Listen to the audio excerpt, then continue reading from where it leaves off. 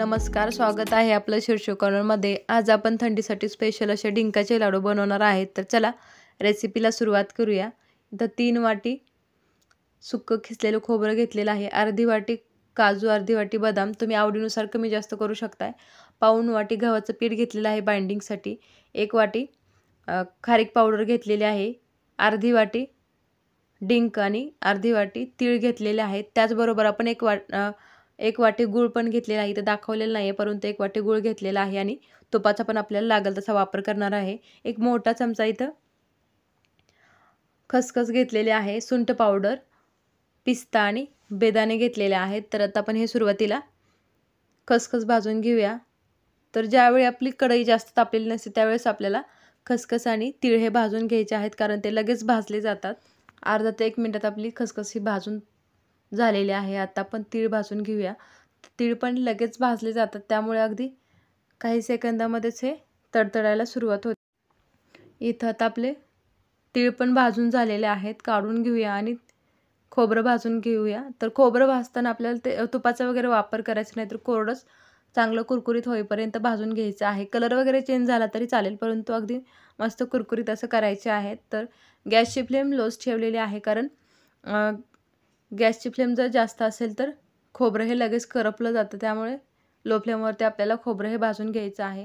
खोबरं भाजून झालं की आता आपण कढईमध्ये तूप टाकून घेऊया। तूप थोडंसं जास्तच टाकायचं आहे इथं, कारण आपण डिंक भाजून घेणार आहे, त्यामुळे ते तूप चांगलं गरम होऊन द्यायचं आहे। त्याच्यानंतर आपल्याला थोडं थोडं डिंक टाकून घ्यायचं आहे। डिंक एकदम जास्त टाकायचं नाही, तर थोडंसं डिंक टाकून अगदी फुलेपर्यंत चांगला तळून घ्यायचा आहे। जर व्यवस्थित तळलं नाही तर तो दाताला चिटकला जातो, त्यामुळे अगदी मस्त तळून घ्यायचं आहे। तर बघा इथं मस्त असा आपला हा डिंक तळून झालेला आहे, काढून घेऊया आणि बाकीचा पण डिंक आपल्याला बॅचेसमध्ये थोडा थोडा करत तळून घ्यायचा आहे।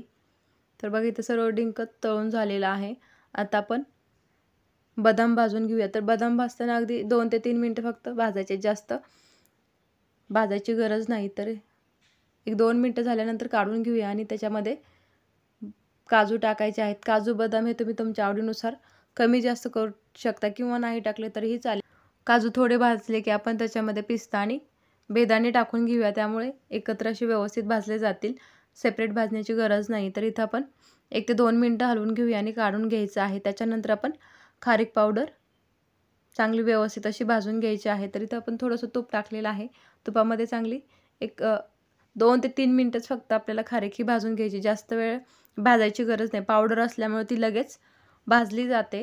इथं जवळजवळ 3 मिनिटं झालेले आहेत, आपली खारीक पावडर भाजून झालेली आहे, काढून घेऊया आणि आता कढईमध्ये 2 मोठे चमचे तूप टाकून घ्यायचं आहे आणि आपल्याला गव्हाचं पीठ भाजून घ्यायचं आहे। बेसनचं लाडू करताना आपण बेसन ज्या पद्धतीने भाजून घेतो त्या पद्धतीने आपल्याला गव्हाचं पीठ हे भाजून घ्यायचं आहे। तर थोडं थोडं तूप टाकून आपल्याला मस्त असं गव्हाचं पीठ हे भाजून घ्यायचं आहे। आपण बाइंडिंगसाठी गव्हाच्या पिठाचा वापर केलेला आहे, तर फक्त गूळ वापरलं तर थोडे लाडू वळताना थोडेसे कठीण जातात, त्यामुळे इथं आपण गव्हाचं थोडंसं पीठ वापरलेलं आहे। तर बघा या पद्धतीने थोडं थोडं तूप टाकून गव्हाचं पीठ हे चांगलं व्यवस्थित असं भाजून घ्यायचं आहे। आणि महत्त्वाचं म्हणजे जर तुम्हाला अगदीच साध्या सोप्या पद्धतीने जर डिंकाचे लाडू बनवायचे असतील, गव्हाच्या पिठाचा वापर करायचा नसेल किंवा ड्रायफ्रूटचा वापर करायचा नसेल, तर तुम्ही नाही केलं तरी चालेल। फक्त खोबरे, खारीक, डिंक आणि गुळाचा वापर करून पण अगदी मस्त असे लाडू तयार होतात, तसे पण तुम्ही लाडू तयार करू शकता। गव्हाचं पीठ भाजायला थोडा जास्त टाईम लागतो, तर इथं बघा आपलं गव्हाचं पीठ हे भाजून तयार झालेलं आहे। आता आपण हे सर्व साहित्य बारीक करून घेऊया। तर सुरुवातीला आपण बदाम बारीक करून घेऊया। तर जास्त पण बारीक करायचं नाही, तर थोडंसं दरदर असं ठेवायचं आहे। तुम्ही थोडं मोठं पण ठेवू शकता, तुम्हाला आवडत असेल तर तुम्ही थोडे मोठ्या पीसेसमध्ये ठेवलं तरीही चालेल। काजू पण मी रवा टेक्स्चरमध्येच बारीक करून घेतलेले आहे। आता आपण खसखस आणि तीळ बारीक करून घ्यायचे, हे नेहमी सेपरेटच बारीक करायचे, नाही तर व्यवस्थित असं बारीक होत नाही। तर आपल्याला सर्व साहित्य हे रवा टेक्स्चरमध्येच बारीक करायचं आहे, किंवा तुम्ही ड्रायफ्रूट्सचे पीसेसमध्ये ठेवले तरीही चालतील। आता मी थोडंसं खोबरं बारीक करून घेतलेलं आहे आणि थोडंसं हाताने या पद्धतीने बारीक करून घेतलेलं आहे, त्यामुळे मस्त असं टेक्स्चर येतं लाडूला। आणि आपण जो डिंक घेतला तो डिंक या पद्धतीने आपल्याला पेल्याच्या सहाय्याने किंवा वाटीच्या सहाय्याने बारीक करून घ्यायचं आहे। मिक्सरमध्ये बारीक करून घेऊ नका, तर या पद्धतीने बारीक करून घ्यायचं आहे। आता सर्व साहित्य बारीक करून झालेलं आहे। आता आपण गूळ हा मेल्ट करून घ्यायचा आहे. तर आपल्याला गूळ फक्त वितळवायचा आहे, त्याचा पाक बनवायचा नाही. तर इथं थोडंसं तूप टाकून आपण व्यवस्थित असा वितळवून घेऊया. एक 2 ते 3 मिनिटात आपला व्यवस्थित असा गूळ हा वितळला जातो. गूळ वितळला की आपल्याला गॅसची फ्लेम ही लगेच बंद करायची आहे, कारण आपण गुळाचा पाक बनवत नाही आहे, फक्त आपल्याला गूळ वितळवून घ्यायचं आहे. त्यामुळे इथं मी आता गॅसची फ्लेम ही बंद केलेली आहे आणि गॅसची फ्लेम बंद करूनच आपण आता हे साहित्य ह्याच्यामध्ये मिक्स करून घेऊया. तर मी जे सर्व बारीक केलेलं साहित्य आहे ते ह्याच्यामध्ये व्यवस्थित असं मिक्स करून घेते. आता ह्याला व्यवस्थित असं हलवायचं आहे. आपण खारीक पावडर आणि गव्हाचं पीठ टाकलेलं नाही, तर आपण टाकून घेऊया आता. तर बघा हे व्यवस्थित असं मिक्स करून घ्यायचं आहे. गव्हाच्या पिठाची कन्सिस्टन्सी तुम्ही पाहू शकता, या पद्धतीनेच आपल्याला ठेवायचं आहे. त्यामुळे मस्त असं बाइंडिंग हे आपल्या लाडूला येतं. तर आता इथं मी सर्व साहित्य कढईमध्ये काढून घेतलेलं आहे, परंतु आपल्याला कढईमध्ये व्यवस्थित असं हे हलवता येणार नाही, कारण मिश्रण खूप सारं आहे. तर आता मी एका ताटामध्ये व्यवस्थित असं मिक्स करून घेतलेलं आहे. तर आता आपण ह्याच्यामध्ये सुंठ पावडर टाकून घेऊया आणि थोडीशी इलायची पावडर पण मी याच्यामध्ये मिक्स करून घेतलेली आहे. तर आता हे व्यवस्थित असं हलवून घ्यायचं आहे आणि आता आपण लाडू वळून घेऊया.